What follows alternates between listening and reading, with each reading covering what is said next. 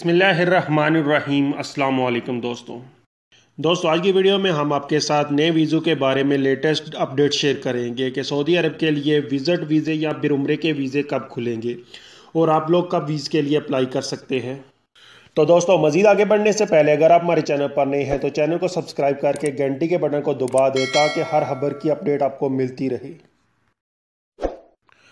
तो दोस्तों विज़िट वीज़ों के बारे में सऊदी अरब के वज़ीर सेहत अहमद अल हतीब ने कहा है कि नए विज़िट वीज़ों का अजरा अगले साल सन 2021 के शुरू से किया जाएगा।